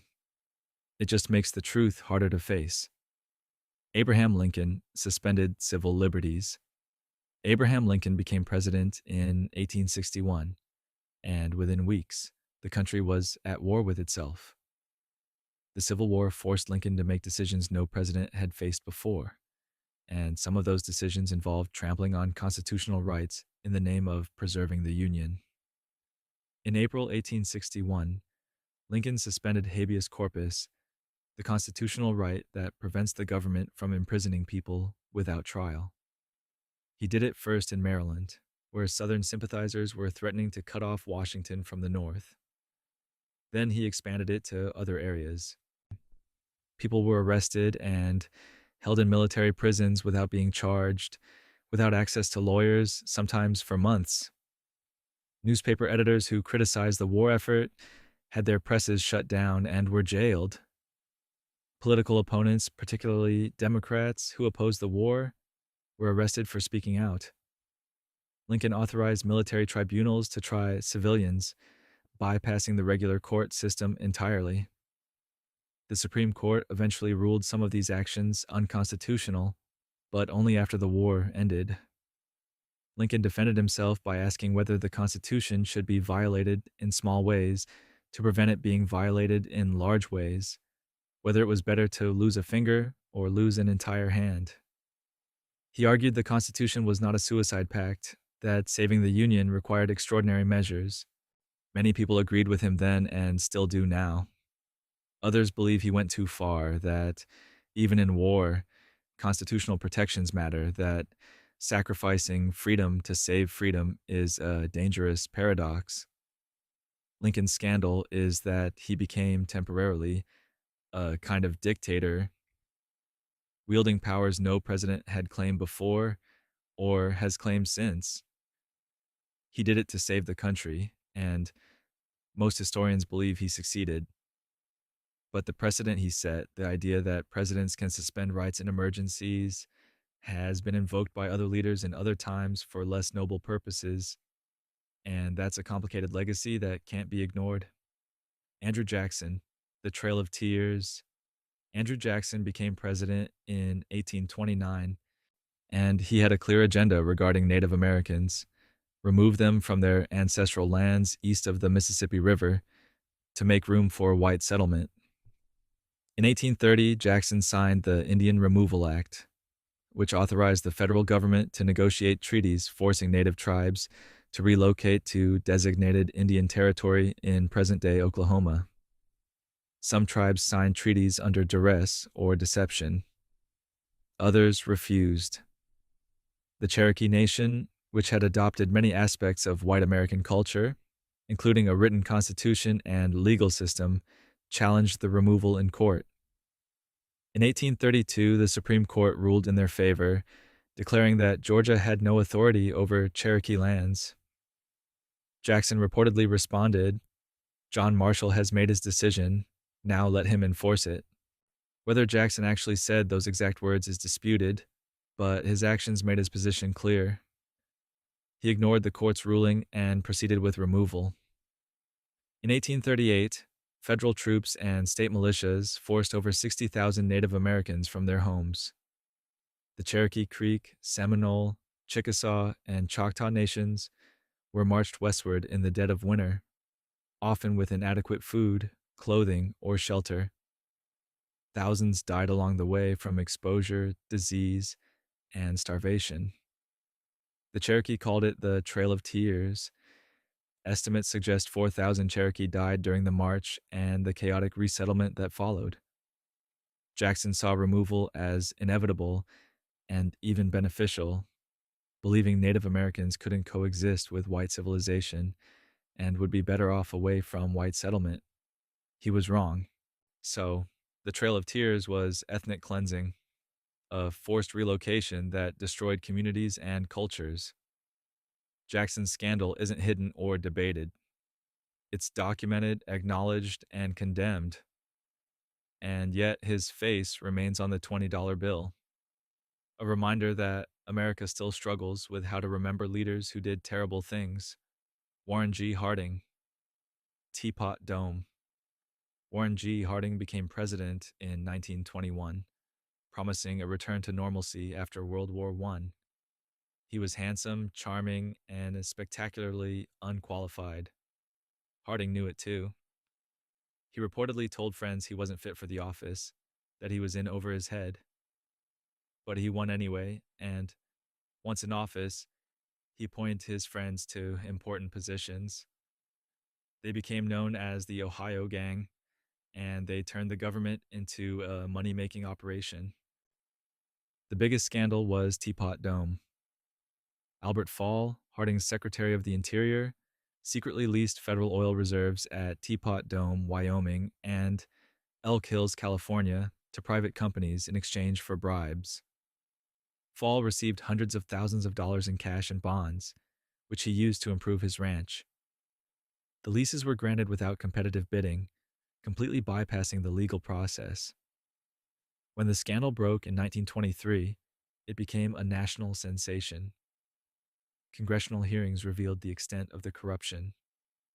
Fall was eventually convicted of accepting bribes and became the first cabinet member in American history sent to prison. Harding didn't live to see it. He died in August 1923, suddenly and mysteriously during a speaking tour. Sweet. Some historians speculate he died of a heart attack brought on by the stress of the scandals closing in around him. Others point to possible poisoning, though there's no solid evidence. Harding's wife refused to allow an autopsy, which only fueled conspiracy theories. Teapot Dome became shorthand for government corruption, a cautionary tale about what happens when loyalty matters more than competence. Harding himself may not have been directly involved in the scheme, but he created the environment where it could happen. He trusted the wrong people, turned a blind eye to warning signs, and died before facing the consequences. His scandal was choosing friendship over integrity, and it destroyed his reputation permanently. Richard Nixon, Watergate. Richard Nixon became president in 1969. A skilled politician who'd already lost one presidential election and spent years rebuilding his career. He won re-election in 1972 in a landslide, but within 2 years, he'd be forced to resign in disgrace. The Watergate scandal began with a break-in. On June 17, 1972, 5 men were arrested inside the Democratic National Committee headquarters at the Watergate Hotel in Washington. They were installing wiretaps and photographing documents. At first, it seemed like a minor story, a bungled burglary. But 2 Washington Post reporters, Bob Woodward and Carl Bernstein, kept digging. They discovered the burglars were connected to Nixon's re-election campaign. That money used to fund the break-in had come from campaign accounts. The White House denied everything, so Nixon went on television and said his counsel had investigated and found nobody in the administration was involved. It was a lie. As investigations continued, the conspiracy unraveled. There had been a massive effort to sabotage Democratic campaigns, wiretap offices, and gather intelligence. And when the break in was discovered, Nixon personally directed the cover up. He ordered aides to pay hush money to the burglars, to destroy evidence, to lie to investigators. The smoking gun came when it was revealed that Nixon had taped all his conversations in the Oval Office. When those tapes were subpoenaed, Nixon fought to keep them secret. When he was finally forced to release them, they proved his involvement in the cover up. 22 administration officials were convicted. Nixon's approval rating collapsed. Impeachment seemed certain. On August 9th, 1974, Nixon resigned, the only president ever to do so. Gerald Ford pardoned him a month later. Watergate became the ultimate political scandal, proof that no one is above the law. Except, of course, Nixon was pardoned, so maybe the lesson is more complicated than that. Andrew Johnson sabotaged Reconstruction. Andrew Johnson became president in April 1865 after Abraham Lincoln's assassination, and almost immediately he began undoing everything Lincoln had fought for. Johnson was a Southern Democrat who'd remained loyal to the Union during the Civil War, which is why Lincoln chose him as vice president in 1864, hoping to unite the country. But Johnson had very different ideas about what should happen after the war ended. He believed the Southern states should be quickly readmitted to the Union with minimal changes, that the federal government had no business telling states how to treat formerly enslaved people. So he set about dismantling Reconstruction. Johnson issued thousands of pardons to former Confederate leaders, restoring their property and political rights.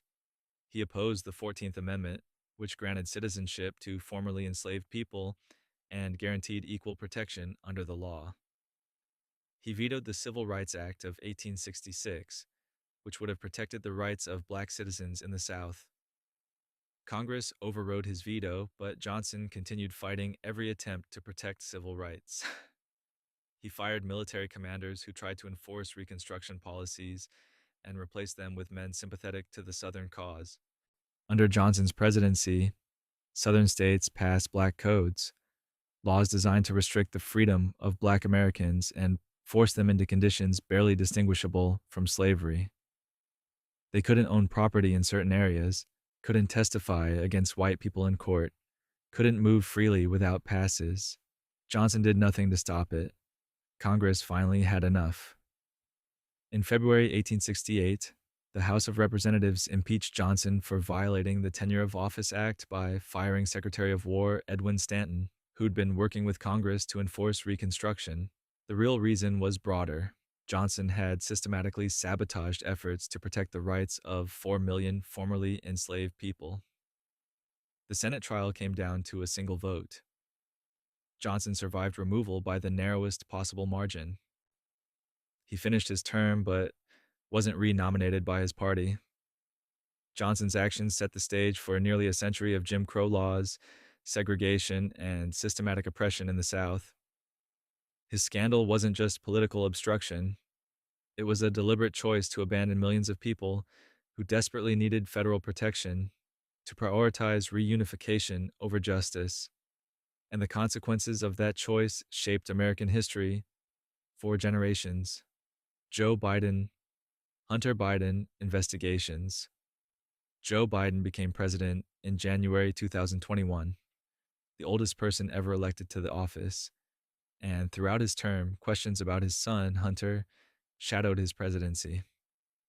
Hunter Biden had struggled publicly with addiction and had been involved in various business ventures overseas, including serving on the board of Burisma, a Ukrainian energy company, while his father was vice president. Republicans alleged that Joe Biden had used his position to benefit his son's business dealings, that there had been corruption and conflicts of interest. Investigations focused on Hunter's taxes, his foreign business relationships, and whether Joe Biden had any involvement.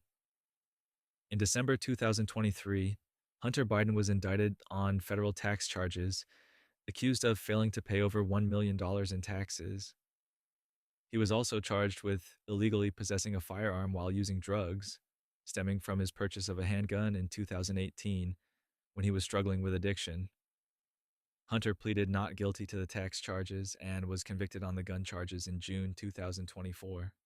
Joe Biden maintained throughout his presidency that he had no involvement in his son's business dealings, that he'd never discussed them, and that Hunter's legal troubles were separate from his administration.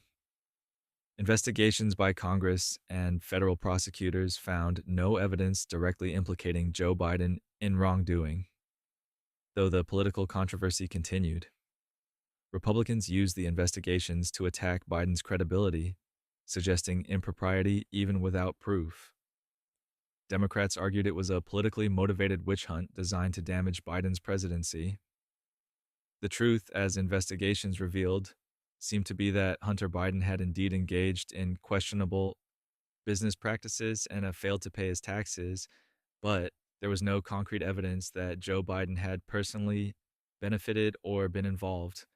Biden's scandal wasn't his own actions, but the shadow cast by his son's choices, the inevitable questions about whether family connections had been exploited.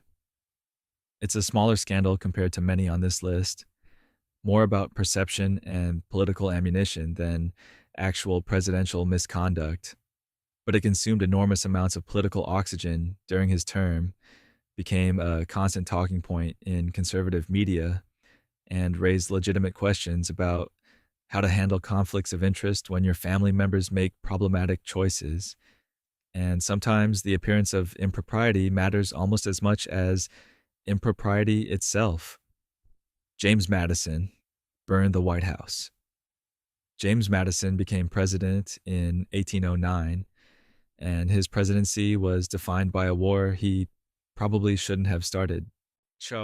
The War of 1812 began because of ongoing conflicts with Britain over trade restrictions, impressment of American sailors into the British Navy, and British support for Native American resistance to U.S. expansion. Madison and his allies, known as war hawks, pushed for war, believing it would be quick and decisive, that America could easily conquer British Canada and force concessions. They were spectacularly wrong. The U.S. military was unprepared, underfunded, and poorly led. Early attempts to invade Canada failed miserably. American forces suffered repeated defeats. And then in August 1814, British forces marched on Washington, D.C. Madison and his cabinet fled the city. British troops entered the capital and systematically burned government buildings, including the Capitol and the White House. In retaliation for American forces burning Canadian government buildings in York, present-day Toronto, First Lady Dolly Madison became a hero for staying behind long enough to save important documents and a famous portrait of George Washington before escaping ahead of the British Army. The burning of Washington was a humiliation, a visible symbol of American military weakness. Madison returned to find his city in ruins, the White House a blackened shell. The war dragged on for several more months before ending in a stalemate with the Treaty of Ghent in December 1814. Neither side gained anything significant, and the war is often called the Forgotten War because it accomplished so little. Madison's scandal wasn't personal corruption. It was pushing the country into an unnecessary war it wasn't prepared to fight, losing the capital to enemy forces, and watching the symbols of American democracy burn. It's a smaller scandal than many others, and Madison is generally remembered more positively for his work on the Constitution than for his wartime failures. But the image of the White House in flames remains a stark reminder of what happens when leaders miscalculate and overreach, when confidence outpaces capability, and when the consequences of bad decisions become impossible to ignore. William McKinley, the Philippine-American War. William McKinley became president in 1897, and his presidency was marked by the Spanish-American War, a conflict that lasted less than 4 months and resulted in the U.S. acquiring territories including Puerto Rico, Guam, and the Philippines. The war was sold to the American public as a humanitarian mission to free Cuba from Spanish colonial rule. But what happened afterward in the Philippines was something much darker. After defeating Spanish forces, McKinley faced a choice about what to do with the Philippines. The Filipino people, who'd been fighting for independence from Spain, expected the U.S. to honor their desire for self governance. Instead, McKinley decided to colonize the islands. He claimed it was America's duty to uplift and civilize the Filipino people, that they weren't ready for self government, that abandoning them would be shirking a moral responsibility. McKinley reportedly said he'd prayed about the decision and concluded that God wanted America to take control of the Philippines. The Filipino independence movement, led by Emilio Aguinaldo, fought back. What followed was the Philippine-American War, a brutal conflict that lasted from 1899 to 1902, with insurgencies continuing for years afterward. American forces used tactics that would be considered war crimes today, including burning villages, creating concentration zones for civilians, and conducting scorched earth campaigns. Over 4,000 American soldiers died, but Filipino casualties were catastrophic. Estimates suggest at least 200,000 Filipino civilians died from violence, disease, and famine caused by the war. Some historians put the number much higher. The war was deeply unpopular among many Americans, particularly those who saw it as a betrayal of American principles. Anti-imperialist leagues formed, arguing that conquering other nations contradicted everything America was supposed to stand for. But McKinley pressed forward, convinced he was doing the right thing. McKinley was assassinated in September 1901 by an anarchist, before the war fully concluded. His scandal was choosing empire over self-determination, wrapping colonialism in the language of benevolence, and causing massive suffering in pursuit of territorial expansion. It's a chapter of American history that's often overlooked, but it shouldn't be. John F. Kennedy, Bay of Pigs.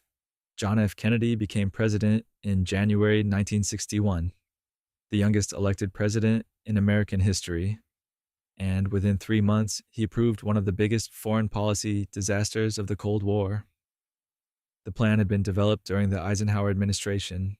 So, the CIA wanted to overthrow Cuban leader Fidel Castro, who'd established a communist government just 90 miles from Florida. The scheme involved training Cuban exiles to invade Cuba, sparking a popular uprising that would topple Castro's regime. Kennedy inherited the plan and, after much debate with his advisors, gave it the green light. On April 17, 1961, about 1,400 Cuban exiles landed at the Bay of Pigs on Cuba's southern coast. The invasion was a catastrophic failure almost immediately. The expected popular uprising never materialized. Castro's forces were waiting and quickly surrounded the invaders. The exiles were vastly outnumbered and lacked the air support they'd been promised. Kennedy had canceled planned U.S. airstrikes at the last minute, fearing they'd make American involvement too obvious. Within 3 days, it was over. Over 100 exiles were killed, and more than 1,200 were captured. Castro used the failed invasion as propaganda, proof that the U.S. was an imperialist aggressor. The Soviet Union condemned the attack. America's reputation suffered internationally. Kennedy publicly took responsibility for the disaster, saying victory has 100 fathers, but defeat is an orphan. It was a remarkable admission for a president, accepting blame rather than deflecting it onto the CIA or previous administration. Privately, Kennedy was furious. He felt the CIA had misled him about the plan's chances of success, that he'd been pressured into approving something he had doubts about. The failure of the Bay of Pigs haunted Kennedy's presidency. It influenced his handling of the Cuban Missile Crisis 18 months later, making him more skeptical of military advice and more willing to seek diplomatic solutions. Kennedy's scandal was approving a poorly planned invasion that failed spectacularly and damaged American credibility. But his willingness to take responsibility rather than blame others remains one of the more honest moments in presidential crisis management. James A. Garfield, Credit Mobilier before presidency. James A. Garfield became president in March 1881, but the scandal that shadowed him happened years earlier when he was a congressman. The Credit Mobilier scandal erupted in 1872, revealing that executives building the Transcontinental Railroad had created a construction company called Credit Mobilier and then massively overcharged the government for their work. To prevent investigations, they bribed congressmen by offering them shares of stock at below market prices. When the scandal broke, several prominent politicians were implicated, including future President Garfield. Garfield denied taking bribes, but investigations found he'd received $329 in dividends from Credit Mobilier stock. It wasn't a fortune, and the evidence of wrongdoing was murky, but it was enough to raise questions about his integrity. Garfield claimed he'd never actually received the stock, that there had been a misunderstanding, but the cloud of suspicion followed him. When he ran for president in 1880, opponents brought up Credit Mobilier repeatedly, trying to paint him as corrupt. Garfield won anyway, though the scandal likely cost him votes. He took office determined to reform the civil service system and reduce corruption, but he never got the chance to prove himself. Just 4 months into his presidency, Garfield was shot by Charles Guiteau, a frustrated office seeker who believed he deserved a government job and blamed Garfield for not giving him one. Garfield lingered for weeks while doctors probed his wounds with unsterilized instruments, likely causing the infection that killed him. He died on September 19, 1881. Garfield's scandal is strange because it happened before his presidency and because he died before anyone could judge how he'd govern. Was he genuinely corrupt or just careless about appearances? Would he have been a reformer or just another politician? We'll never know. What we do know is that corruption was so systemic in the Gilded Age that even honest men got tangled in it, and that Garfield's death led directly to civil service reform, the Pendleton Act, which tried to fix the broken system that had produced both the Credit Mobilier scandal and Garfield's assassin. Chester A. Arthur, surprise reformer Chester. A. Arthur became president in September 1881 after Garfield's assassination, and nobody expected anything good from him. Arthur had spent his entire political career as a creature of the spoil system, the patronage machine that handed out government jobs as rewards for political loyalty. He'd been collector of the New York Custom House, a position he'd used to build a political empire, hiring allies and firing enemies, skimming money from import duties to fund political campaigns.